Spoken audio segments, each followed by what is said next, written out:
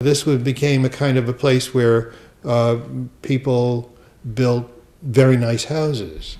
But when it began to be surrounded by factories that made all of the various things that New Haven was famous for in those days, in the 19th century, the people moved out, many of them to Newport. So a bunch of Italian people were imported here, the artisans, to do the work, and they, of course, settled right around here. Many of them also went to work, many of their wives and children and families went to work in the little factories that surrounded here. But this whole neighborhood has changed. I was born in this building some 68 years ago. And this is before the highway was in. I mean, this was a big Italian neighborhood. I mean, it stretched for blocks and blocks and blocks. There was literally thousands of families in the area. They were all tenement houses, you know, 6 family, 12 family, 8 family, 16 family tenements. People didn't go to supermarkets.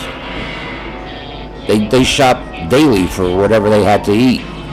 I mean, there were maybe a half a dozen bakeries on the street.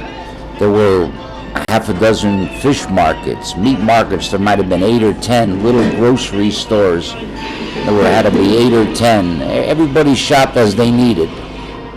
You don't see that anymore. I mean, people lived here. They never locked their doors. You knew everybody in the neighborhood. I don't know my neighbor next door, just about. My grandfather was very well liked in the neighborhood. He was a very generous man. There's stories told over the years where, like Thanksgiving, when we were closed, he would have the oven just heated just so, and everybody would bring their Thanksgiving turkeys and cook them in the oven. There'd be 8, 10, 12 turkeys in the oven, you know, cooking. Do you hear Italian anymore in the neighborhood, or is that part? No, not like it used to be. Before, everybody spoke Italian, and there was nothing but Italians here, you know. My grandmother was here for 70 years. She never learned how to speak English. She spoke Italian her whole life. And it was, I mean, it was more of a neighborhood. I mean, you knew everyone did business with each other. It was like you stayed within your community at that time. And really, this was a beautiful neighborhood. I mean, there was all brownstones, there was all Italian families living here, and like 2 and 3 families living all this from the same family. And what most people did is that they had a business. The business was on the ground floor. Their living quarters were above it. And then redevelopment came in and decided we're going to take over and supposedly doing good, but didn't work out that way because they just indiscriminately tore down beautiful, beautiful buildings.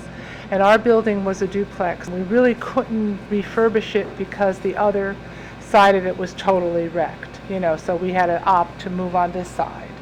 So we moved on to this side in 1967, and we had to rebuild and everything. Yeah. Because if not, they would have done eminent domain and just, you know, that would have been it. Yeah. When they decided to put the highways in, they bought up a lot of property, and they kind of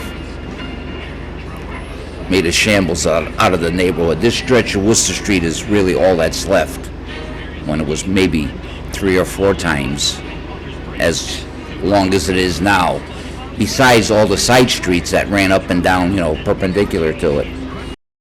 Because if you saw this street before, years ago, I mean, it was old, yes, but it could have been refurbished. You know, the money they spent on knocking everything down, putting these ugly things up, like these apartments, there's nothing to them. It didn't make sense.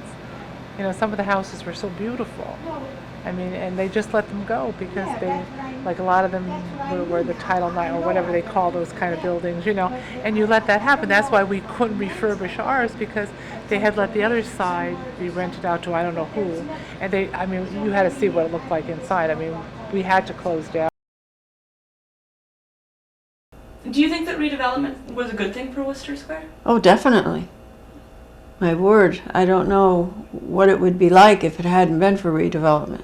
The renovation of Wooster Square is an interesting thing. Of course, the city wanted to tear it down the way they tore down downtown New Haven. Yeah. And there's a very strong, politically strong, mostly Italian a group who lived in Wooster Square who didn't want to stand for that.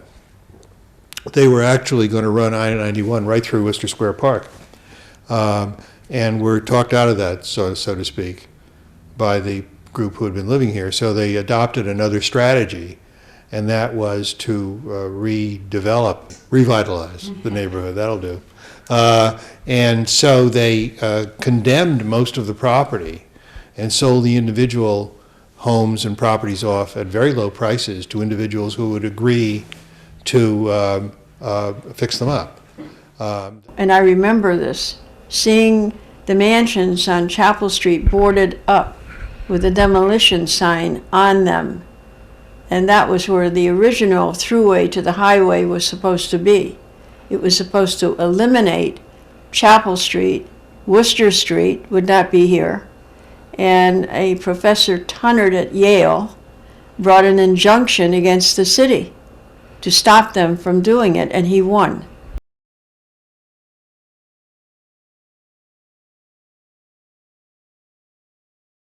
They moved out to the suburbs, bought homes, they're not going to come back.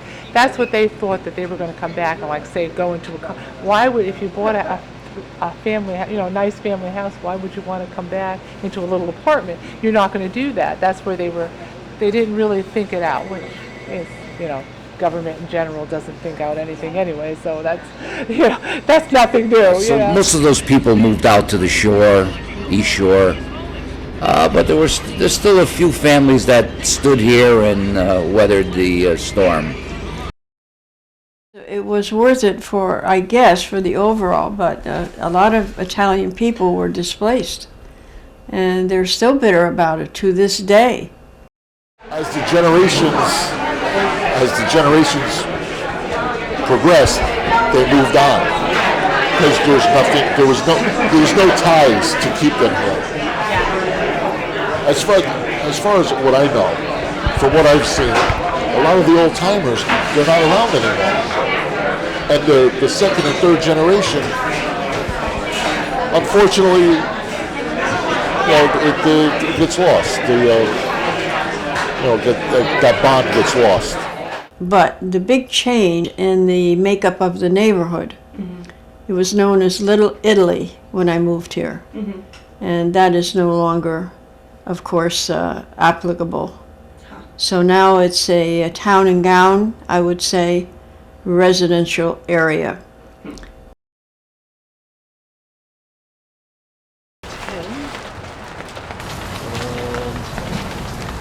10 makes 20. Cheers. Have a great day. You too. Bye-bye. Yeah. More or less. How's that? I think that's what I found. So Like it? I love them. Good. I love them. Just roast them. Keep simple. After that, you speak to us. Oh, yeah. Well, Wooster Square has a long-standing reputation for excellence in food, historically Italian food. So it was always a place where people who were really into good food, high-quality food, went. So this just means they can come shopping for other high-quality fresh produce and fruits, and then nip around the corner and have a great pizza afterwards, or a nice bit of ravioli. So yeah, I think that from what I understand, it's a long-standing tradition here in town. I'd say this market has become really a major part of the neighborhood. I mean, before this, a lot of the restaurants got all their produce, store bought, and now Pepe's, the venerable Pepe's, gets the clams for their famous clam pizzas from the market. Like, a lot of the restaurants in the neighborhood now are using produce and and meats and seafood from the markets. So I'd say it's really integrated itself in the neighborhood, become a huge part.